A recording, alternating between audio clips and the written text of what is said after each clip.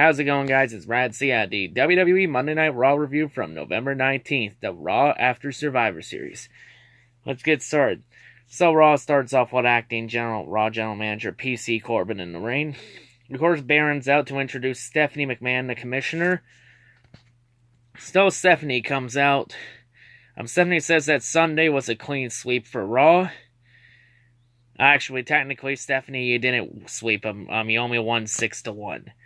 That kickoff, that pre-show match still counts as a win for SmackDown.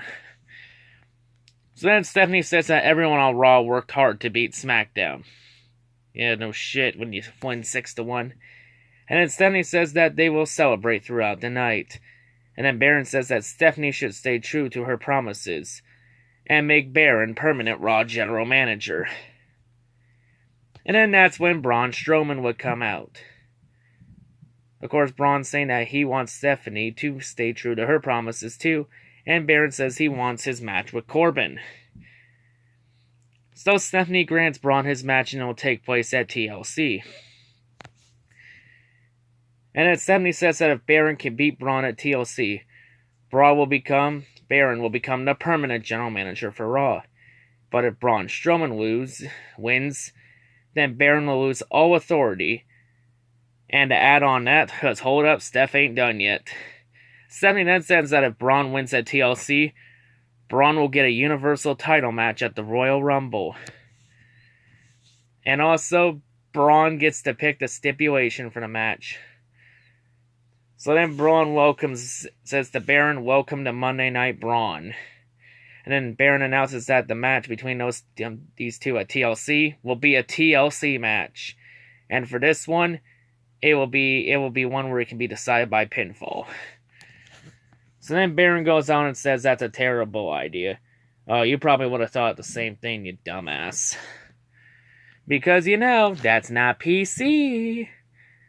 So then Baron says that Braun will compete in a 3-on-1 handicap match, which will consist of Dolph Ziggler, Bobby Lashley, and Drew McIntyre. Then Stephanie decides to make an impromptu 6-man tag match to replace Baron's idea.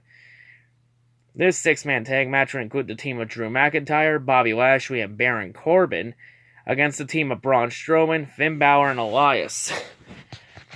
So before the match, when we get back from commercial break, we have Elias on stage doing his normal guitar thing, you know the rest by now. So to the match. Highlights of the match. Braun's shoulder tackles are good along with him body slamming Finn onto Drew McIntyre. Drew's suplex is good too, along with Bobby's belly to back suplex. Baron's deep six is good, along with Finn's basement drop kick. Elias's mule kick was good, along with Finn's front flip dive. Drew would hit the Claymore to eliminate Finn Balor because this was also an elimination tag match. Elias's jumping knee was good, along with his elbow drop off the top rope. Bobby would then spear Elias outside the ring. That would then prompt Elias to get counted out. So now, all of a sudden, it's a 3-on-1 match. So after that, Braun's hammer fist was also good, along with his running shoulder tackle to both Baron and, I think it was Lashley, yeah. So then Braun hits the running power slam on Baron. Then Drew would break up the chair with the pinfall with a chair, forcing the DQ. So Braun was going to win this match regardless. So then after the match, Drew would then attack Braun with a chair for post-match assault. Bobby would then hit a spear on Braun. Drew would hit the Claymore on Braun again. And then Baron would attack Braun with the steel steps, which would then prompt Baron to smash the steel steps on the Braun's arm onto the steel steps. They just took the top off and used the bottom for it. And actually caused Braun's elbow to bleed. But of course, Braun will get his match against Baron at TLC. And if Braun wins, he'll get a Universal title shot against Brock Lesnar at Royal Rumble, because Brock won't show up unless the money is right. Continuing on, next up, we get a women's tag match. We get Nia Jax and Tamina versus Bayley and Sasha Banks. Pretty mad match, nothing very special. Only Sasha's meteor and whatnot were some highlights in this. Nia's right fist to Bayley was good. So we were really going all in with that whole right hand thing after Nia's right hand injured Becky Lynch. Like, seriously, I think Nia should go back to NXT. She's obviously not ready for the main roster. Because in the last 2 years, she's injured 8 people. Like, I understand accidents happen now and again, but there's gotta be a fucking limit to it sometimes. Fuck. So, match ending, Nia hits a Samoan drop on Bayley. Nia gets the 3 count for the win. So next up, we were gonna get a tag match between Lucha House Party, Kalisto, Gran Metalik, and Lince Dorado against Revival, Scott Dawson, Dash Wilder. But before the match, Kalisto revealed that the match would be a Lucha House Rules party, which means all 3 members of the Lucha House Party can compete in a tornado-style match. So now it's a tornado 3-on-2 handicap match. So this match was boring garbage. Lindsay hits Shooting Star Press. Lindsay gets the recount for a win. Not expecting much here. So next up, Raw Women's Champion Ronda Rousey comes out to the ring. So then Ronda issues an open challenge for the Raw Women's title to anyone in the back that wants a shot. Even though Baron Corbin was dead against it because, that's not PC. So this open challenge would be accepted by Mickie James. So some highlights, a lot of Mickey's strikes were good too. Ronda's judo throws were good too, along with her arm drag. Match ending, Ronda would hit 3 Piper's Pits on Mickie James, which were really well executed. Ronda walks in the armbar for the tap out, and to retain the Raw Women's title. But after the match, as Ronda's heading up the stage, Nia Jax would come out and lay Ronda out on the stage with the big right for post-match assault. And also, Ronda Rousey at TLC will defend the Raw Women's title against Nia Jax. So now at least 3 matches for TLC have been confirmed. Because we also have Seth Rollins versus Dean Ambrose for the Intercontinental Championship. But continuing on, next up we get a tag team match. We get AOP, Raw Tag Team Champions, Akam and Razor, the Authors of Pain, versus Bobby Roode and Chad Gable. Of course, everybody laying out jokes and memes after Sunday, when Drake Maverick managed to piss his pants on national television live, while the entire world was watching. Talk about embarrassing. Well, fuck me. So really, this match was pretty quick. Not much happened. Match ending, Chad Gable roll up Akam. Chad Gable gets a 3 count for the win for his team. So does this mean future Raw Tag Team titles opportunity? Honestly, we need a new team in this division. The Raw Tag Teams division is fucking garbage. There's like almost no competitive teams. Anything that's close to competitive is either meh or being poorly ass booked. Because of WWE's incompetent fucking creative team. But continuing on, next up, women's 1-on-1 match.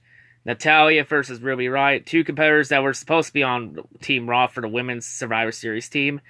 But both of them brawled during the pre-show, and both were kicked off the team and told to fuck off. So, back and forth match, pretty okay. Match ending, Natalya would walk in the sharpshooter. The Riott Squad, Liv Morgan and Sarah Logan, would interfere to cause a distraction. Ruby would roll up Natalya. Natalya would reverse it with her own roll up. Natalya gets the 3 count for the win.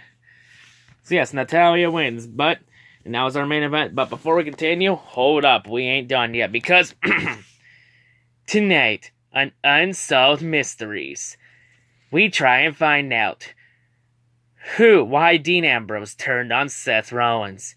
And for anyone wondering, the SmackDown one is over. Because Charlotte Flair, we will never know who attacked Charlotte Flair backstage. But in the end, Charlotte got the better end of the stick anyway, because she got to face Ronda Rousey. And Mandy Rose still got to compete on SmackDown. On Team SmackDown. So it really doesn't matter now. But continuing on. So, Intercontinental Champion Seth Rollins comes out to the ring. And Seth, of course, demands an explanation on why Dean did it. So then Dean appears on the Titantron. And Dean decides, instead of giving answers, Dean decides to give Seth some riddles to solve. Because Dean wants to do his best Riddler impersonation from the fucking Batman. So then Dean implies that the Shield will be doomed, and that they will pay for their sins. And then Dean says that he was just the instrument of Seth's comeuppance. So that would prompt Seth to look for Dean backstage throughout the night. To the point, by the end of the show, it got to the point to where Seth just said fuck it and decided to leave the arena. And then that would prompt Dean Ambrose to then come out to the ring. And of course, instead of giving an explanation, Dean would of course berate the Los Angeles crowd by calling them all rich people. I mean, Dean's not that far off. I bet you most of them still live in the goddamn hills. So then Seth Rollins would come out, and then that would start the brawl. Seth would get some strikes in, but the brawl would change when Dean would hit a low blow to Seth. Dean would then follow it up with 2 dirty deeds, and then a warning to never interrupt him again. So then Dean continues his berating of the crowd by giving a diatribe of the hypocrisy of the WWE Universe. Dean is on point, actually. Sometimes the fans can be utter fucking hypocrites. Like it or not, Dean does have a point there. And then Dean says that he can't stand the stench of LA garbage in the Staples Center. And then leaves. Which basketball team we talking? Which team we talking that plays in the Staples Center? We talking the LA Kings, the Lakers, or the Clippers? But either way, that's how we end Raw, and with no leads in sight, thus ends another episode of Unsolved Mysteries. So yeah, Raw. It's a Raw after. I bet you they were all just trying to rest after Survivor Series. So not much here. Pretty meh. 3 out of 10, my final rating. What else to say about Raw? It wasn't that good. But yeah, I think I covered everything here. TLC in a couple weeks. But yeah, that's all I gotta say. Hope everyone has a great day, and yeah, peace out.